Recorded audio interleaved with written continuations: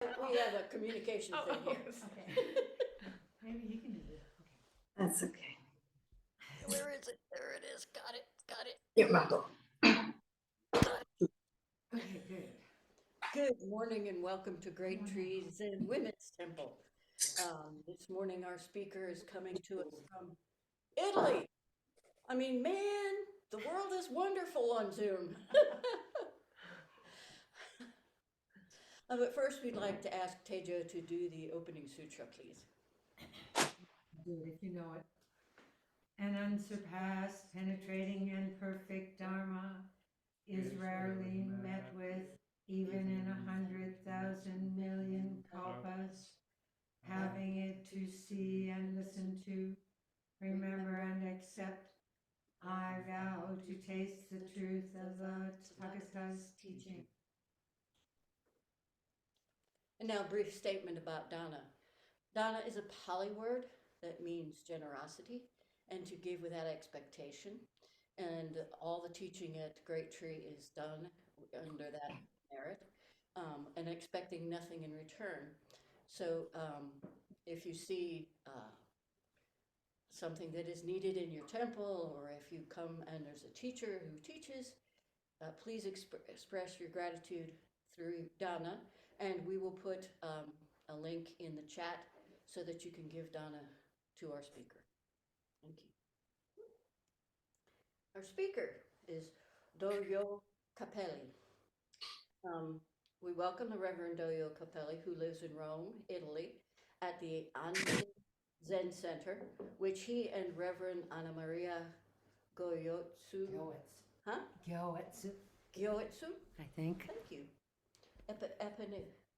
Epifania, established in 2006. He is committed to teaching Zen meditation and also dance. He has been long professionally involved in dance as a dancer, choreographer, and teacher. Currently, he teaches creative dance and improvisation techniques at the Anshin Centre in Rome, partnering with Reverend Epifania. His areas of training include ballet, contemporary mime, Buto dance, as well as Tai Chi Chuan and Qigong, and his interest in music extends to ethnic and avant-garde music. Today he practices and teaches Zen meditation, though on first coming to Buddhism in 1988, he studied with teachers from several traditions. Since 1997, he has entirely devoted himself to Soto Zen and started the Zen Center, Anshin Zen Centre, in 2006. He trained widely, first receiving monastic ordination in France in 1999, and then doing extensive Zen training in several temples in Japan. In 2010, he became a disciple of the Reverend Shohaku Okumura, and in 2015, received Dharma transmission from him. Soto Shushu Mucho, which is the administrative body of International Soto Zen, gave Reverend Cappelli the title of Kyoshin, senior teacher, and in 2016 that of Kokusai fukyoshi. Thank you.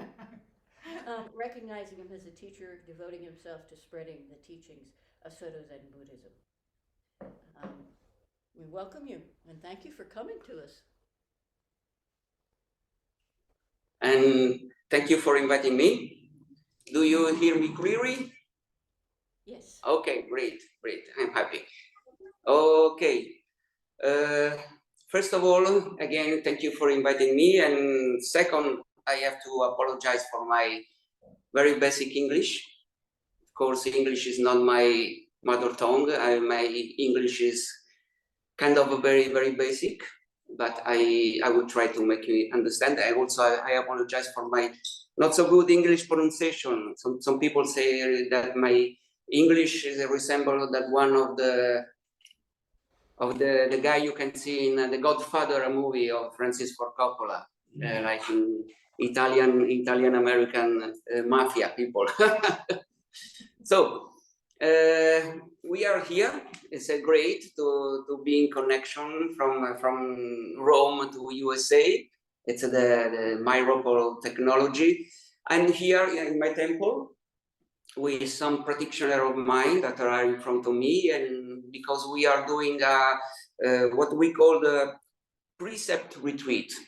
It's a precept retreat. It's a session. It's a retreat during which we focus on precept, trying to figure it out how they can work in our daily life. Some people, they already received the Jukai, the Buddhist precepts, and some people, they are willing to receive. So it's a very good chance to reflect and think about the meaning of the precept. You know, precepts are very, very simple. Simple doesn't mean easy. And sometimes when we want to receive a precept, or we receive precept, we kind of may think that we are kind of joining a club, a very nice club full of nice people that follow the same rules, and that makes ourselves feels very safe. Oh, at least I am in the precept community. But as you may imagine, for those of you who are kind of working on precept, the precepts are not so easy. It's not so safe place to be. It's not so comfortable to dwell inside the precept, because the precept, they are a challenge, and they always give us a challenge. There is nothing easy in following the precept. So when we want to receive a precept, when we receive precept, we think that we can have something very clear and very safe, like do not take life, do not take nothing that is not yours, and so on. But there is not anything safe in the precept. There is no one thinks that is clear in the precept. To be engaged in the Buddhist way, to be engaged in the precept is like making a deep dive into something that is unknown, because precept, they may seem very clear, but there is nothing clear. For example, is do not take life. When we talk about do not take life, what is so simple about this? Every step we do, every breath we take, we are taking something. We are taking some life. So for me, every precept is a kind of a koan, is a very deep riddle, and there is no safe solution. There is no answer at all when we want to engage into the precept. Few times ago, I've been asking, like some other disciple of my teacher, Okumura Roshi, we have been asking to write an issue upon the Bodhisattva Shishobo of Zen Master Dogen. The Bodhisattva Shishobo is a chapter of the Shobogenzo, the main opera of Zen Master Dogen, who is talking about the 4 actions of the Bodhisattva. And the Bodhisattva Shishobo, you know, it's among all the Shobogenzo, among all the works of the chapter of the Shobogenzo, maybe it's the one is more easy to read. It's very easy to read. It's very clear.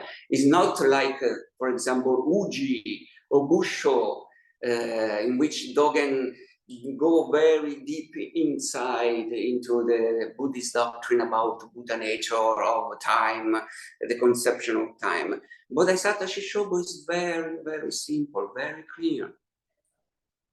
Talking about offering, generosity, talking about loving speech, about beneficial action, about identity action, embracing action. The text is very short and it's very simple. But as for the precept, there is nothing simple in the Bodhisattva action. There is nothing easy in doing Bodhisattva action. it always challenges us. It always puts us ourselves in front of ourselves. Well, when I was talking, okay, I have to write something about generosity. That's what they asked me to write about, generosity. I was thinking, oh, what kind of say that is not kind of a common, ordinary, because, you know, when we talk about this very simple stuff, it's very easy to go into preaching. Like this, you have to do this, and this is the spirit, this is the aim, this is how generosity should be done, and so on and so on. So I was very wondering what I should write. And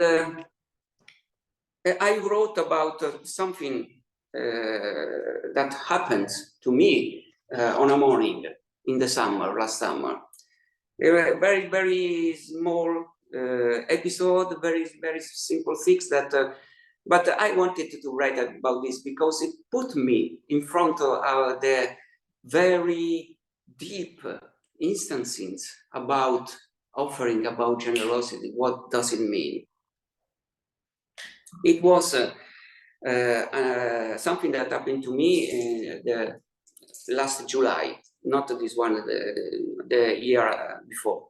It was a morning it was late July, you know, and I'm in Rome, and Rome in summer can be excruciating hot, very hot and wet. And I always bring my dogs to make a walk along the banks of the Tevere River, the river of Rome. It's a nice walk.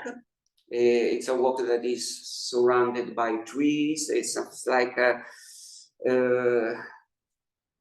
you can arrive to the ruins of an ancient Roman port. It's a kind of it's one of the many oases that this city, Rome, offers. You can hear very distant the sound of the traffic, the hustle, the bustle, the horns of the traffic, but you are in a deep, very peaceful environment. So it was very hot. It wasn't raining since months, so it was very, very, very dry. But you know, I was walking and I saw a little mouse, a very little mouse that was laying on the ground. And this little mouse, very little, it was close to death. Probably it was injured by a cat or a seagull. And he was breathing very feebly. And like he was just wanting to die. And he was panting for the big heat. So I saw this very little creature on the ground, on the sand, under the sun, and he was very, very, very thirsty, waiting to die. So what I did is I took the bottle of water that I bring when I take my dog off for the walk, and I bring its rim close to the open mouth of this little mouse. At the beginning, he kind of trying to bite it, because maybe he was thinking I was trying to do him some harm.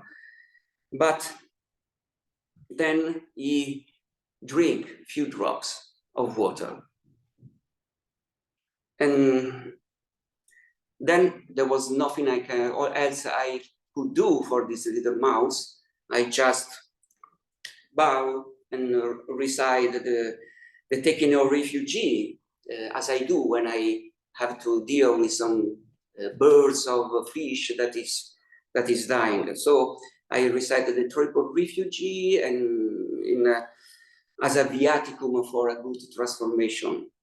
And then I left. I left with a feeling of sadness, but also with a sense of kind of relief, mixed with a fair deal of satisfaction. You know, oh, I've been so generous. I gave relief to a dying animal, and a kind of an animal that most of the people loathe or find repulsive, a mouse, you know. But I, as a real bodhisattva, I did my action of helping this little mouse.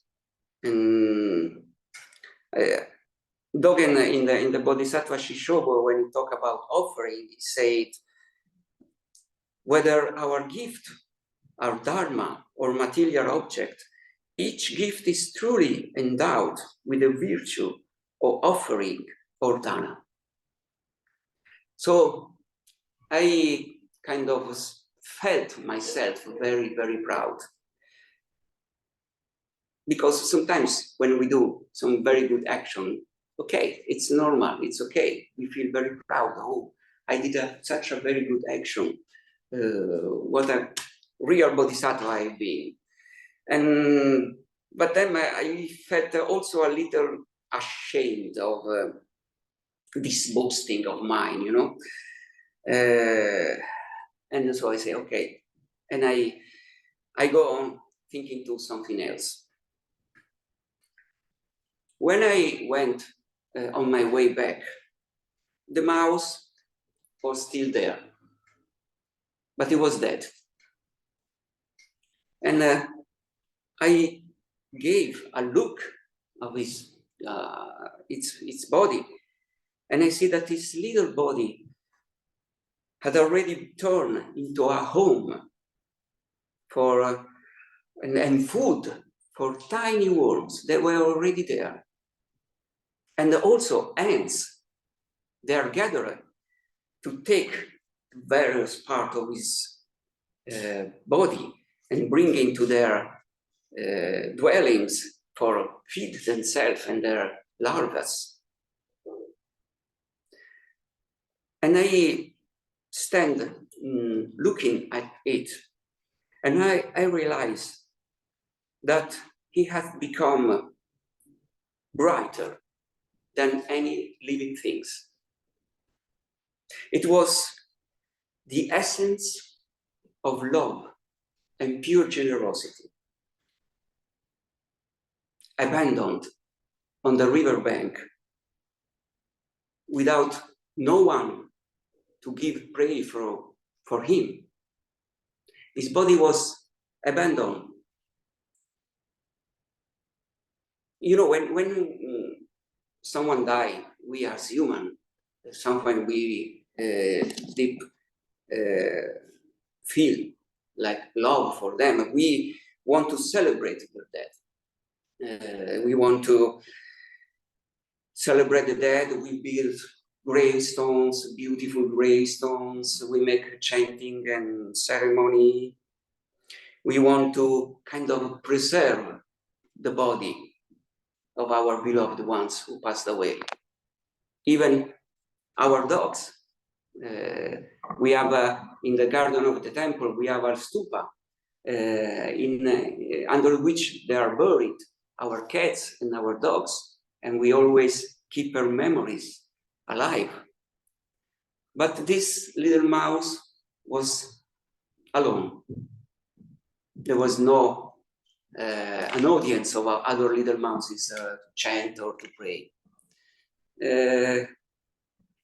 But I felt like this being alone here was kind of an act of pure generosity, because he was leaving his body to other animals and insects to feed.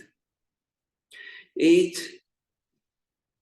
was going to be exposed to the sun, to the wind, to the rain, without complaining.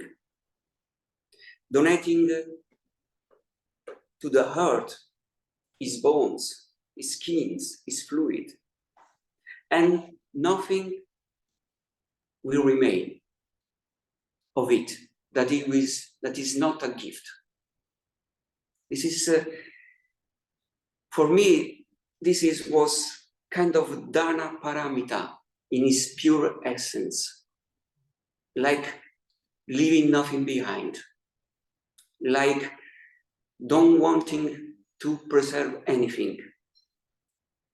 When Dogen Zenji writes about the generosity in Bodhisattva Shishogo, he says, it is like offering treasures we are about to discard to those we do not know. And this is, I think, it is the very main point of it.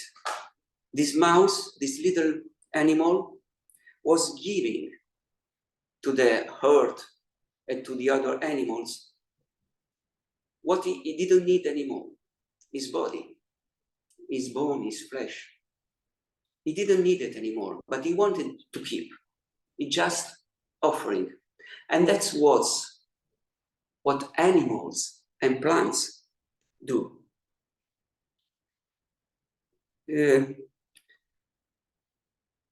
It's always this quoting of Dogen, offering something we are about to discard, always make me question, what is that I want to discard?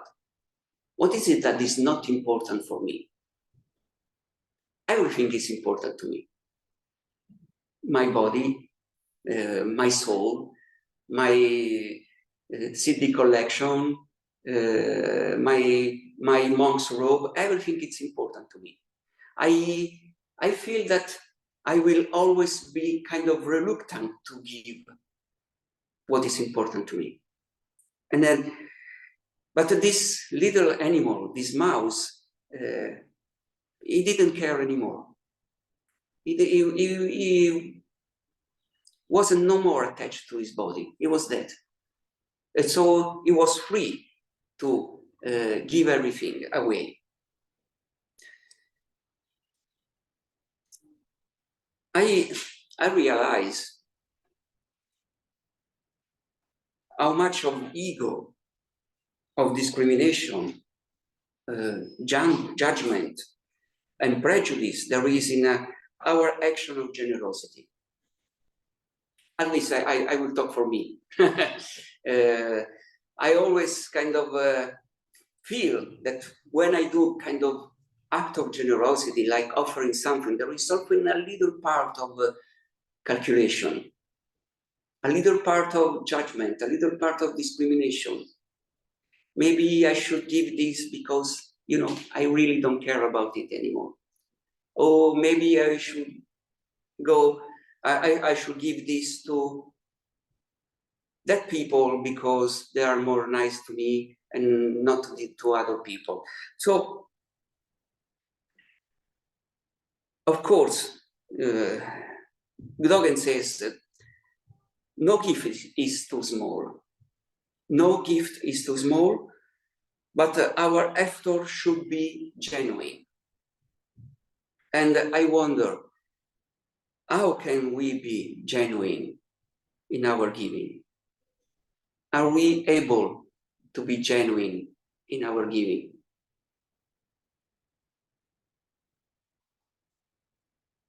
I think that the pure generosity is the generosity that plants and trees, animals and mountains and rivers have in their unconditional giving of themselves. That is pure generosity. Like Dogen says in Bodhisattva Shishogo, trusting flowers to the wind and trusting birds to the season. And I think that this kind of pure generosity doesn't belong to us. Doesn't belong to me, at least.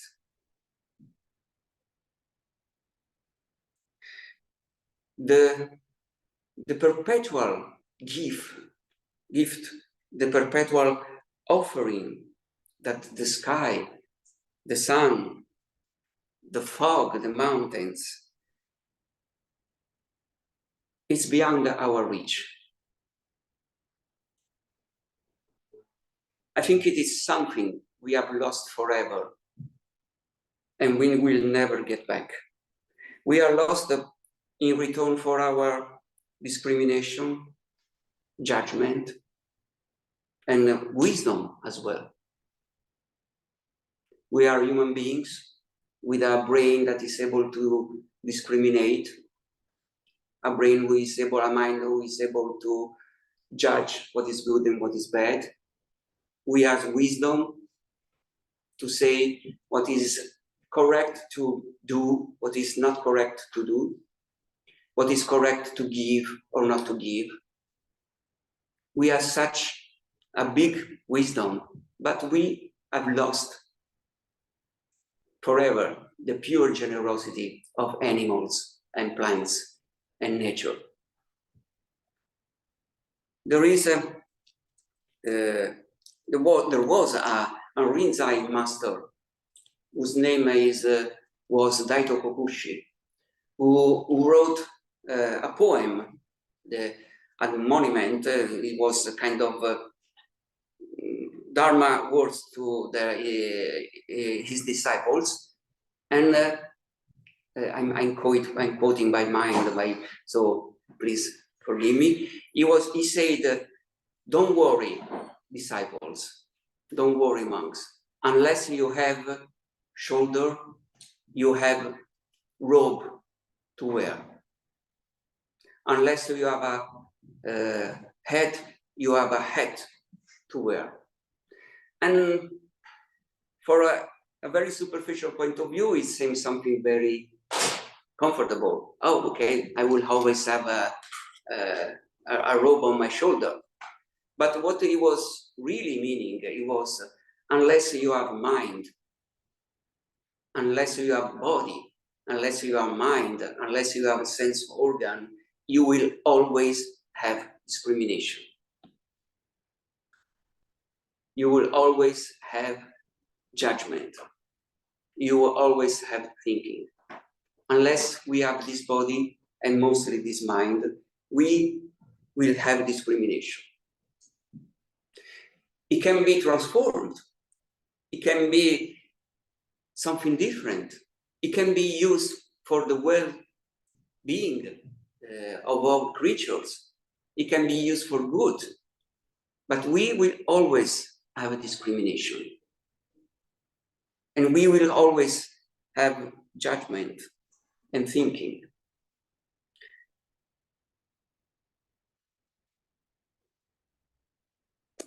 So at least, as long as we are alive, we will not have the pure generosity of plants and animals that they offer unconditionally themselves to the universe.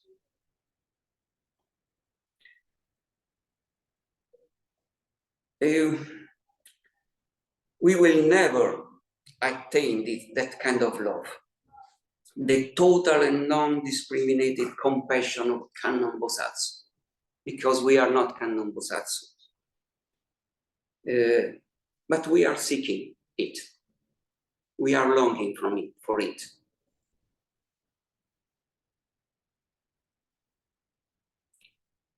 Even with our effort to practice generosity, we will never have as genuine generosity as the one of the dead little mouse.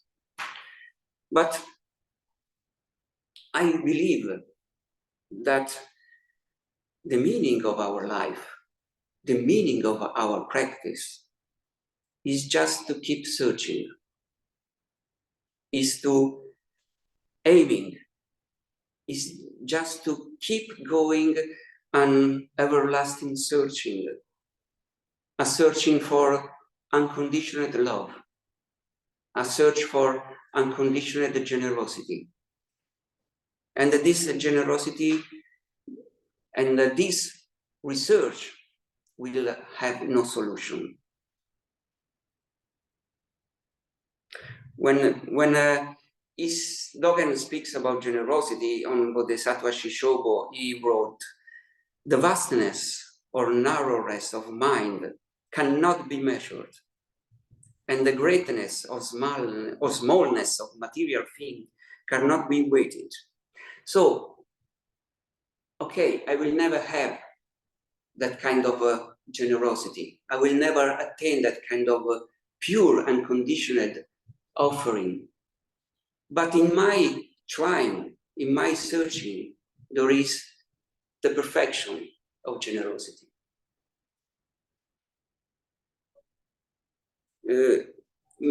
The teacher of my teacher, Uchiyama Kosho Roshi, he always spoke about vow and repentance. When we express our vow as practitioner, we are, I don't know if you realize, but when we chant the Bodhisattva vows, we are chanting something that is impossible to reach. We are devoting ourselves to failure. The first Bodhisattva vow say, as innumerable, as endless of living beings are in this planet, I vow to save them all. We vow to save all living beings. I think that should be more reasonable if we say, I vow to save 25, 70, 130 sentient beings during my lifetime. That would be so much reasonable. But we do not chant like this. We chant, we want to save all living beings. It's a crazy statement. It's something that is bound to failure. And Uchiyama Roshi say, each of the Bodhisattva vow is a kind of a paradox and contradiction. It is impossible to accomplish or completely achieve the vows.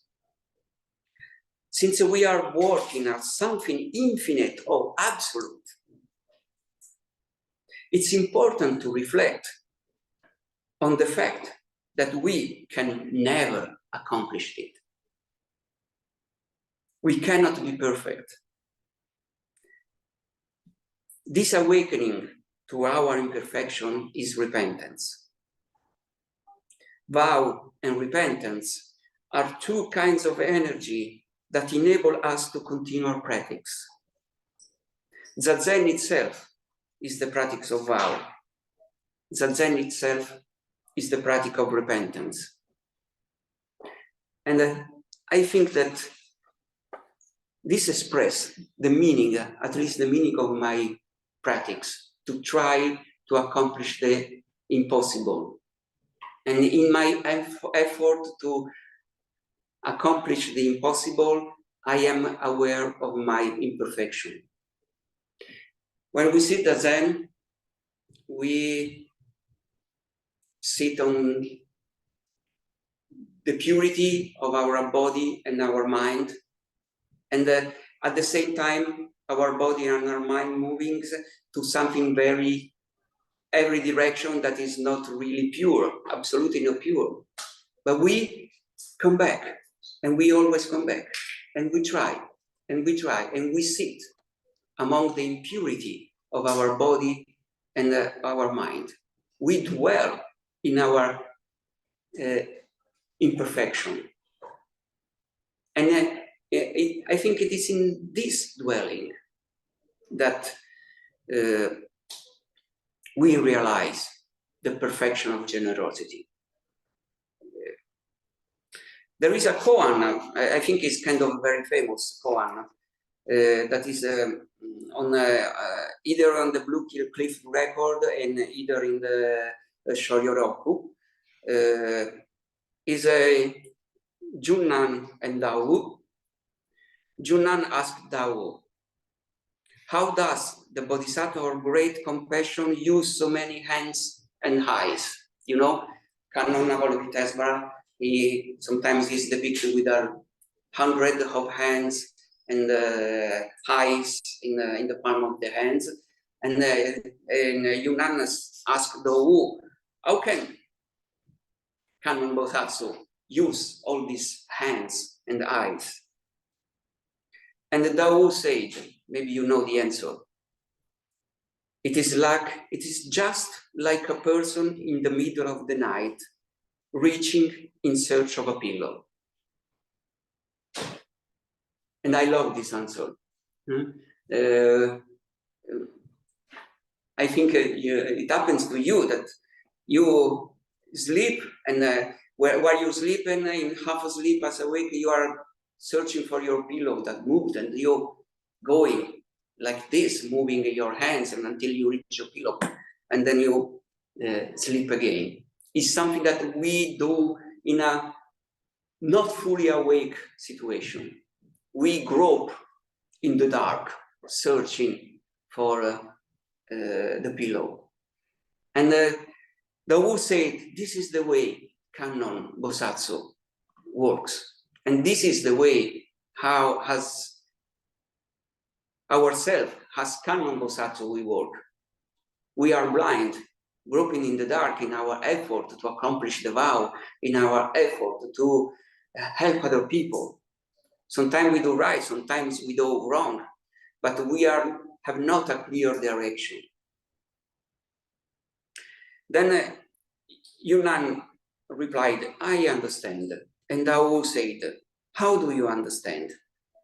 And Yunnan said, all over the body are hands and eyes. And Dao said, what you say, it's all right, but it's only 80% of it. Yunnan said, I'm like this, elder brother. How do we understand it? And the Dao said, through the body are hands and eyes. Throughout the body are hands and eyes. And I'm very curious about this 80%. And Dogen write about this 80%. Because Yunnan try to answer, to say how I understand the work of Canon Bosatsu, how I understand our groping in the dark, searching for a window, for a pillow. And Yunnan said, because we are hands all over our body, but Dao said, you grasp only the 80% of it. He said, you're not perfect. We are not perfect. But Dogen writes a chapter of the Shobogenzo called Canon, the Bodhisattva of Compassion. He quotes this koan, this story, and he said, even if Hunga's way of putting it was 80 or 90% of the matter, it was still his expression of it, which might be 80 or 90% of the mark, or 100% of the mark. And he said, when people hear the statement by an ancestor, they understand it to mean that it's only 80 or 19% because it does not come up to an expression that would be 100% of the matter. And Dogen say, if the Buddha Dharma were like this, it would not have reached us today. The so-called 80 or 19% is a 80 or 19% of hundreds of thousands. Dogen say, yes, maybe Yunnan didn't catch it all. Maybe Yunnan understood only 80 or 19%. But this 80%, it's okay. 80% is perfection. Dogen say, if we transmitted the Dharma, and if we only transmitted the Dharma, only if we understand the whole Dharma, the Dharma would never reach us. there will never be a future for the Dharma. We receive the teaching for our teachers and from the ancestors. And no one of this teaching was 100%. All the teaching was 80 or 90%. It was not the totally accomplishment of the Dharma. And so, if we want to transmit the Dharma, if we want to help other people to our action, to our words, if we say, okay, I will help people only if I can do 100% perfect of my action, we will never help no one.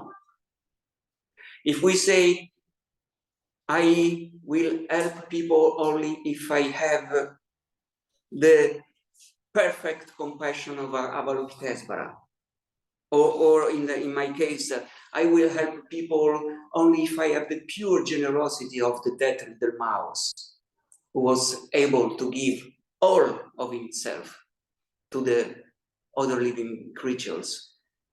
I will never do anything. We keep striving for this absolute love, despite knowing that it's bound to fail.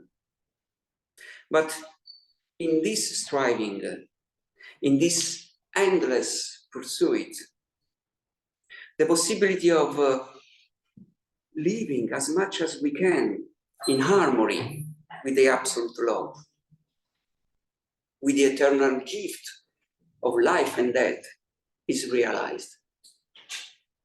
We cannot express the absolute love of Kannon Bosatsu. We cannot express the pure generosity of a tree who is still there, giving us shades, keeping the warmth of the sound and giving the freshness of his branches. We will never be able to this, but we strive to this. And in this going along with the pure love of the universe, that is when we really realize our being a bodhisattva. One time, to Maizumi Roshi was asked, the Buddhists, they believe in something like the soul that is going on after death. Do the Buddhists believe in something that is like the soul who is going along after death? And Maizumi Roshi answered, no, it's the vow that goes on. There is something bigger than ourselves that will go on when we die. Is the vow we express where we are alive.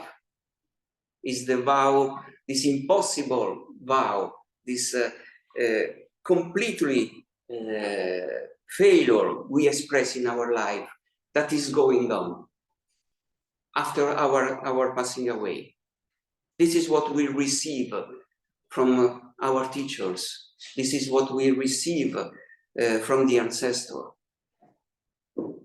We do not receive, I would say, only their teaching that we found written on the books, on the sutra. Okay, they are there on a piece of paper, and we can read, and we can study, and we can try to assimilate their teachings. But this is what we receive from our ancestor, from our teacher. You know, I'm disciple of Okumura Roshi, who was a very clever teacher, such deep mind, and he has such a deep understanding of Dogen, of Buddhism. Whenever I hear him talking, I feel, I wouldn't say enlightenment, I feel opens in front of me the vastness of the teaching, but I don't catch, I don't have any of his words. I forgot them all. I don't have his word inside of me. Okay, so I will read them on paper, but what really is inside of me, what I really I received from him is not the words of his teaching, it's the vow he's expressed. The vow who he received from his teacher, from Uchiyama Roshi, who received from Kodo Sabaki, and on and on and on. We all are expressing in our life the vow, in our life as practitioner, in our life as Buddhists. What we express is the huge, immense, endless, and impossible to reach vow. That is what we have, and that is what we will give away to the other. Thank you so much for listening to me.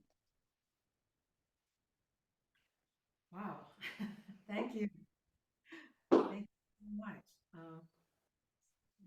Can you take a few questions? We've got about 10 minutes left. Are you there? Can you hear me? Are we turned on?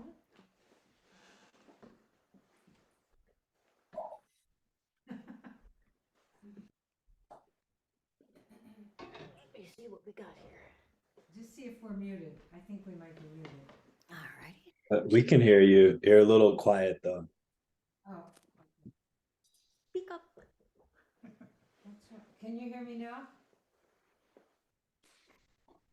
Yes, Yes, quiet. yes, very, very feebly, yes. Oh, really? Huh. What's wrong with our speaker? It's on.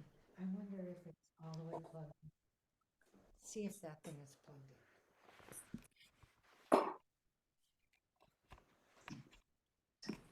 Is it coming through the Bluetooth? Oops, sorry, wrong one.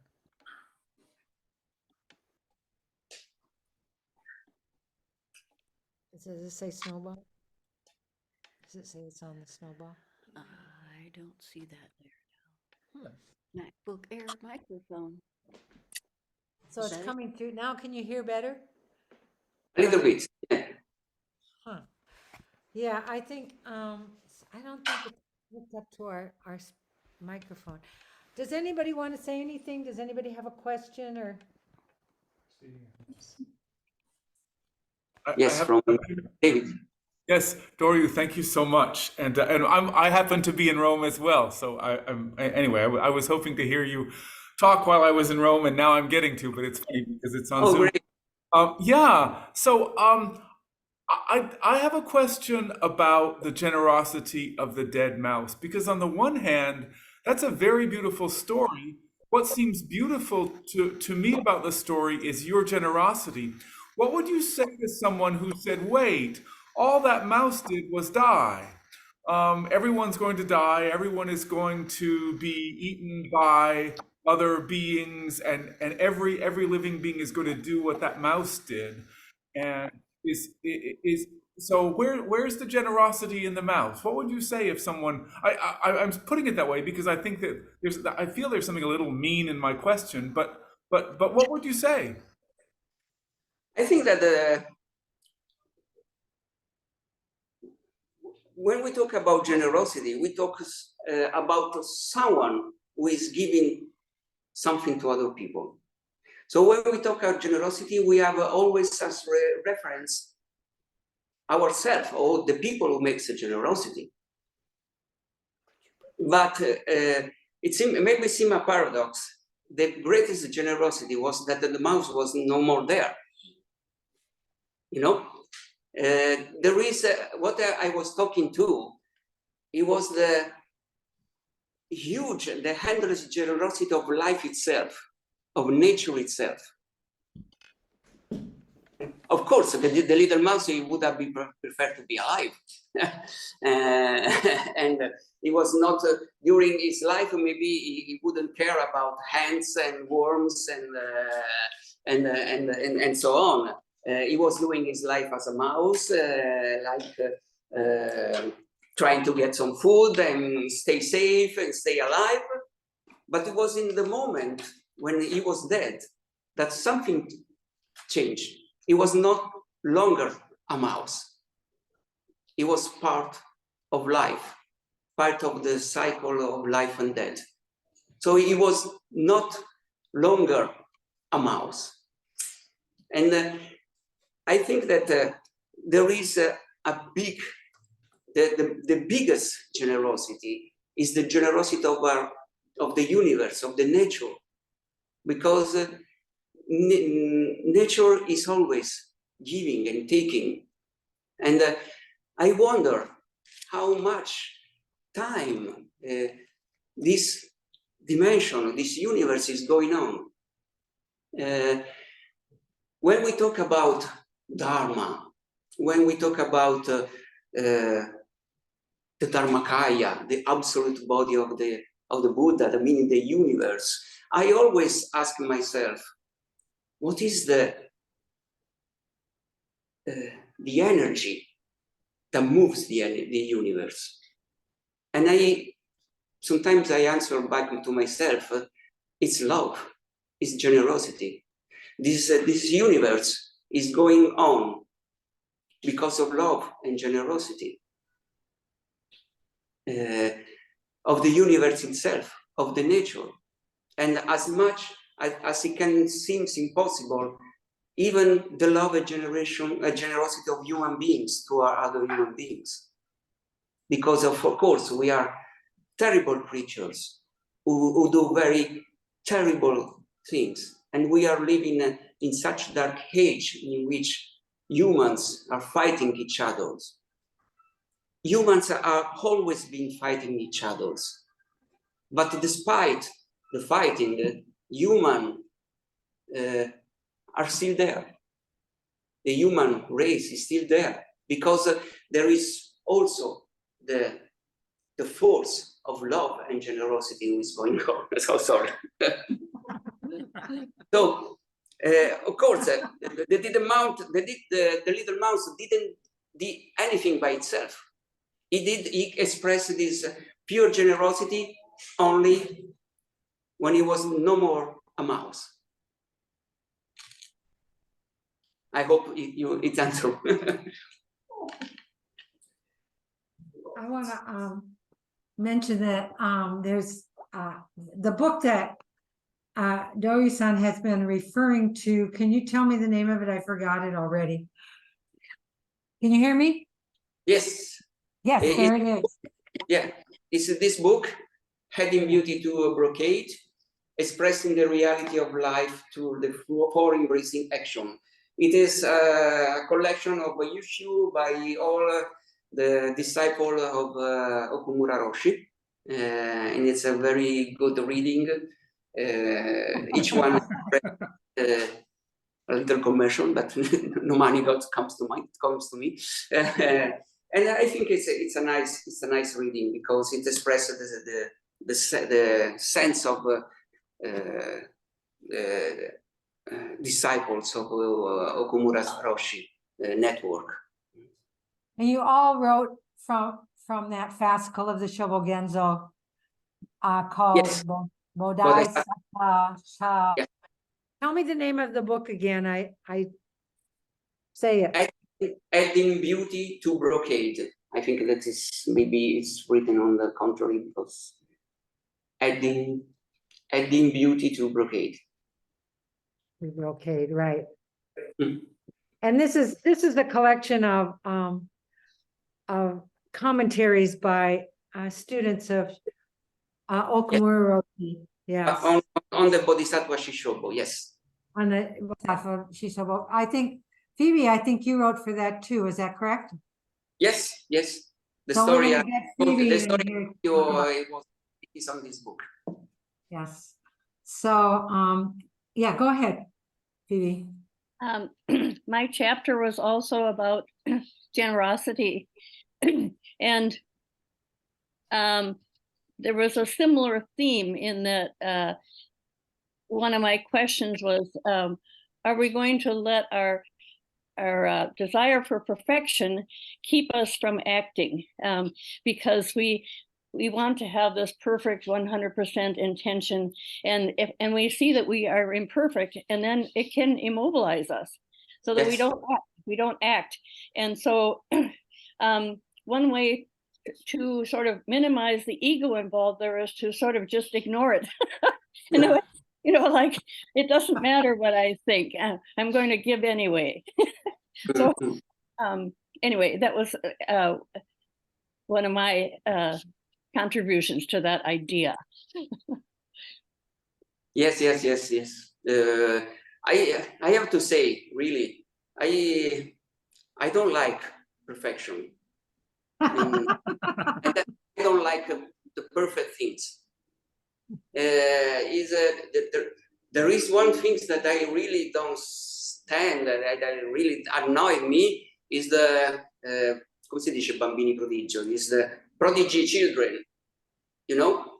I don't know the exact word in English of bambini prodigio, like children of 6-7 years that plays Mozart perfectly, that genius of mathematics, and I really don't like when I saw the on internet this video of this genius child playing Mozart perfect. I really don't like. I don't like perfection. I'm not perfect, and so I dwell in my imperfection, because perfect people are so boring. Thank you. I think our hour is about up. We'll give back the merit. Can you hear me? Yeah. Okay. I put the where you can send PayPal Dana to support the Dharma. I put that in the chat, and I also put the name of the book into the chat. And some of you heard Hoko Carnegas. She spoke a couple weeks ago, and I'm going to keep inviting people to talk about this book, because it's a beautiful book and a beautiful understanding of Dogen. So now we will give back the merit. This is call and response. May the merit of this practice, May the merit of this practice benefit all beings, and bring peace. Thank you so much. Thank you. It was so beautiful to stay with you across the ocean. Across the ocean. Thank you. Thank you. Thank you for listening. Thank you. Bye-bye. Bye-bye.